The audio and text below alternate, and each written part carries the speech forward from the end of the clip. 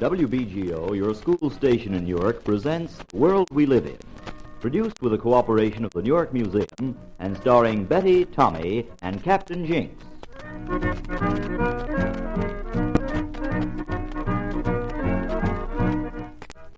Each week at this time, Captain Jinks will meet his two young friends at the door of the museum and be their guide on a 15-minute trip, full of surprises about the world we live in. This week, the captain, Betty and Tommy, will find out what the world was like when monsters walked the earth. But since today is their first trip, perhaps you radio listeners would like to meet Captain Jinks beforehand. So here he is.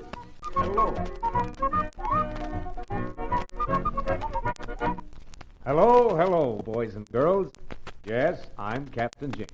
I wish you could all see the captain in his shiny uniform. You know, he started life as a wooden figure in front of a cigar store at Broad and Market Street, and he still wears the painted clothes he had then. That's right. I'm very fond of this uniform.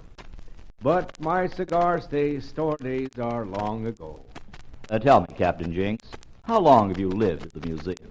Oh, nearly 25 years now. I went there in 1924. Then you certainly know enough to be a very good guide for Betty and Tommy. What are they like? How old and all that? Oh, you'd like them. Betty is 12 and in the 7th grade. Tom is 9. He's in the 4th grade. You know, if I don't get back to the museum fast, I'm going to miss them. Certainly, I mustn't keep you. Goodbye, Captain Jinks, and thanks. Phew, just in time. Good morning, Captain Jinks. Hi, Captain Jinks. I was afraid you weren't here. Good morning, Betty and Tommy. I'm glad to see you. We're glad to be here. What are we going to see today? Well, how about some things from the days when monsters inhabited the earth, hundreds of millions of years ago? Monsters? That's okay with us, Captain Jinks. Well, then, let's start in the science department on the 3rd floor. Over this way and up the stairs. Hundreds of millions of years. Here we are. And here are the first signs of life on our planet. But these are just glass showcases with rocks in them. Rocks aren't alive, are they? So how can they be signs of early life, Captain Jinks? Well, Betty, the evidences of early life are in the rocks. They may be footprints, remains, or impressions of animals and plants of the past.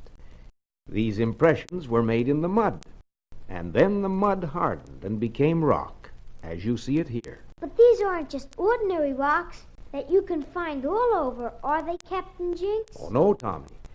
We call these signs of early life fossils. But rocks containing them may be found practically anywhere. They really form our only record of what happened on our planet many hundreds of thousands of years ago. And there are plenty of mysteries in geology, because some of the clues are still missing. Mystery? Clues? Gee, you mean you've got to be a detective? You surely do. And that's half the fun, too, of finding out about life on our planet long ago. Well, let's get started then. Where'll we begin? Look, Tommy. Over here are some shells and some shark teeth. And here's a fish. Yes, Betty, that fish came from Boonton. It's about 150 million years old. Boonton? Why, that's miles from the ocean. He must have been a flying fish. 150 million years. That must be the oldest animal in the world, isn't it, Captain Jinks? No, it isn't, Betty. And, Tom, the ocean wasn't always just where it is now. You see, we know that going back 500 million years, all the animals there were lived in the sea, and they had no backbones. And then came the first fishes. They had backbones, and this is one of them, from a time when the ocean covered New Jersey. Now, after the first fishes came the amphibians, that is, animals that can live both on land and in the water and have smooth, shiny skins. And then came the reptiles. Oh, I know about reptiles, Captain Jinks. Down in the Nature Corner, they told us that reptiles have scales, and they're cold-blooded, and they breathe air through their lungs. Alligators and lizards and snakes are reptiles. Right, Betty. But the early reptiles looked rather like our modern salamanders. The ones whose fossils we're going to look at now aren't a bit like the snakes and the lizards you've seen here in the museum. They're the fossils of dinosaurs. Dinosaurs? Gee. There were other primitive forms of life, but the dinosaurs were the rulers. Then the animals like cats and dogs and horses weren't around yet. That's right, Betty. By the end of the age of reptiles, there were some warm-blooded animals. Mammals, you mean? Cats and dogs and horses are mammals. Right, Tommy. Now, but we're getting ahead of our story, so let's go back to the bones in this glass case. But gee, they're real bones. Where do they come from? Why, they're from Wyoming and Colorado. Do you mean we had dinosaurs in America, Captain Jinks? Oh, we surely do. Why, as recently as 1942, out in northern Montana, some scientists found the remains of what is called the Gorgosaurus, one of the large hunters. Montana's sort of far off. Well, how's this then? Right here in this case is a dinosaur track from Montclair. Oh, boy, that is close to home. Yes, dinosaur fossils were discovered in New Jersey about 100 years ago. Workmen digging in the pits of the West Jersey Marl Company at Barnesboro found the bones of one of the largest meat-eating dinosaurs that was ever unearthed. Oh, how big was it? Why, it was between 18 and 20 feet long, and it stood 10 feet high at the hips. Gee, it would be fun to find something like that. Well, if you knew how to look for fossils, you probably could find some fairly near home. But I imagine dinosaur fossils would be hard to find. They would be. That's the kind I'd go after. Captain Jinks, if the dinosaurs were from 18 to 20 feet long, they'd be bigger than elephants. Yes, and there were even some that were nearly 100 feet. But others were as small as dogs, or even hens. Oh, I wouldn't mind the little ones, but I'd hate to meet one of those big monsters. Yeah, he'd just take one bite, and that'd be the end of you. Right, Captain Jinks? He would not. They ate leaves, didn't they, Captain Jinks? Well, Betty, in the first place, you wouldn't be there to be eaten, because there weren't any men on Earth when the dinosaurs were here.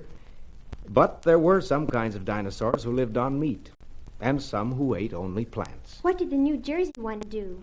Well, the scientists think that he ate both. But gee, Captain Jinks, you mean all of those big fellows weren't fierce? No, Tommy, even though the name dinosaur means terrible lizard. As a matter of fact, the scientists think that the ones which were almost 100 feet long, now that's longer than the front of this museum, and weighed from 20 to 30 tons, were peaceful plant eaters. Aw, where did these dinosaurs live mostly? Well, they wandered through the marshes and the streams of western North America. They liked damp places. Would you like to see some of them? Over here are some pictures. Look at Betty. This one has a duckbill. And here's one with a sail on his back. And another with horns. Yes, and there's the stupidest one of all, the Stegosaurus. He had a very, very small brain. Just like me, only I'm no dinosaur. How do you know you're not? Some of these look pretty funny, too. But look, Captain Jinks, a lot of these aren't a bit alike. Why are they all dinosaurs? I mean, what is it that makes a dinosaur a dinosaur? Well, Betty, now, dinosaurs were reptiles. Yes, you told us that. But why isn't that one there a lizard or something? Why a dinosaur? Well, all dinosaurs have two pairs of openings on each side of the skull behind the eye. And they also differ from the other reptiles in their bone arrangement. You can see that in this model. So you have to see its bones to know. In fact, scientists have divided dinosaurs into two groups, depending on the arrangement of their hip bones. For Pete's sakes, what different ways can hip bones be arranged? Well, one group had typical reptile hips like alligators who crawl. I get it, snake hips. Just so. And the other group had their hips arranged more or less like a bird's. You can see that hip arrangement in a bird skeleton here in the science department. Gosh, does that mean there were dinosaurs who could fly? You don't fly with your hips, silly. No, dinosaurs didn't fly, Betty. But there were other reptiles living at this time that did, and still others who lived in the water. But they weren't dinosaurs. No, they weren't dinosaurs because they didn't have those two pairs of openings on each side of the skull behind the eyes. Well, if you looked at an animal when he was alive, how did you know he was a dinosaur? You couldn't see inside their skulls then. I know that one, Captain Jinx. You couldn't look at one of them when he was alive, because you wouldn't be. Man came long after the dinosaurs were dead. Good for you, Tommy. So all you ever need to know is about the bones. Oh, of course, I forgot. But it's probably just as well there weren't any men yet, because it sounds as if the world must have been awfully crowded with all those big things walking and swimming and flying. And bumping into each other. I'll bet they had a lot of fights, like in Fantasia. Well, as a matter of fact, the dinosaurs had plenty of room. They weren't all in the same place, you know. Were they all over the world? Well, for a period of about 140 million years, they were the outstanding forms of animal life all over the world. In fact, that period is partly named in their honor. It's called the Age of Reptiles. I've been thinking, even if they were cold-blooded reptiles, I should think the dinosaurs would have felt cold without any fur. What did they do in the winter, Captain Jinx? There wasn't any, Tommy. In those days, the western regions of North America, where many of our dinosaurs lived, were more like Florida, very hot. Afterwards, the world became cooler. What kind of plants were there if the climate was like Florida? Were there palms? There were palms and ferns along the shores of the rivers and lakes and inland seas. But there were also upland regions on which there grew the trees we know today. We've had a regular who's who of the dinosaurs, haven't we, Tommy? But whatever happened to them all, Captain Jinx? Why, they just disappeared, Betty. No one is quite sure why. That's one of the unsolved mysteries of the early days of this planet. But didn't the scientists try to guess why they disappeared? Like a detective when he hasn't got any clues. Well, they think that perhaps the change in climate was one reason, Tommy. It became colder in many regions where the dinosaurs lived. You remember, they were cold-blooded, like all the reptiles, and they had no way to keep their bodies warm. Then maybe I was almost right when I asked about the cold weather before. I'm a detective, too. You certainly are, Tommy. Before we leave the museum, Captain Jinx, I'm going to stop down in the nature corner and take a look at the reptiles of today. A good idea, Betty. I'll come, too. It'll be fun, especially after this. You know, it's hard to believe that these monsters we've been talking and hearing about are related to those reptiles in the nature corner.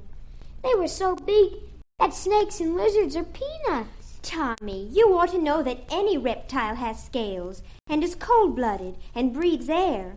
It doesn't matter about the size. Everything Captain Jinx told us about dinosaurs means they're just the same, even if some of them were monsters. Sure, I know it is really, but I still like dinosaurs better than little modern reptiles.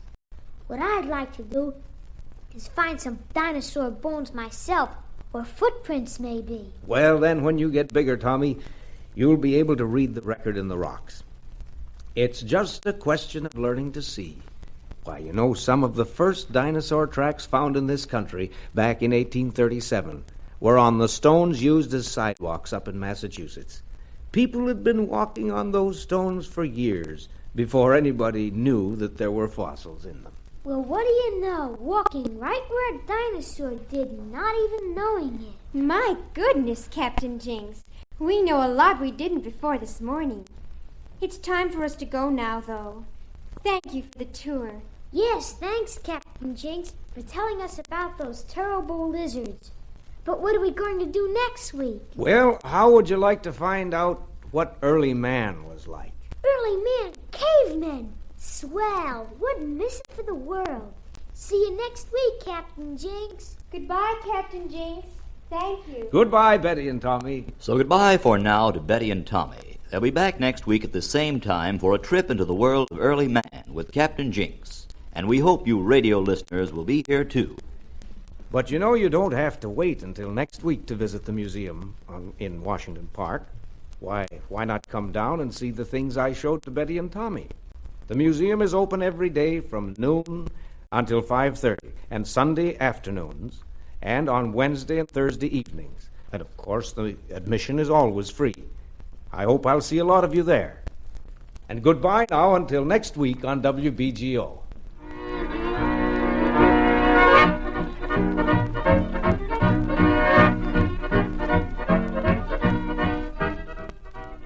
The script for today's show was written by Mrs. Mildred Holzauer of the New York Museum, and Betty and Tommy were played by Deborah Hirsch and Ellen Lucas. This is Irving Elan saying goodbye until next week, when we'll find out more about the world we live in with Captain Jinks.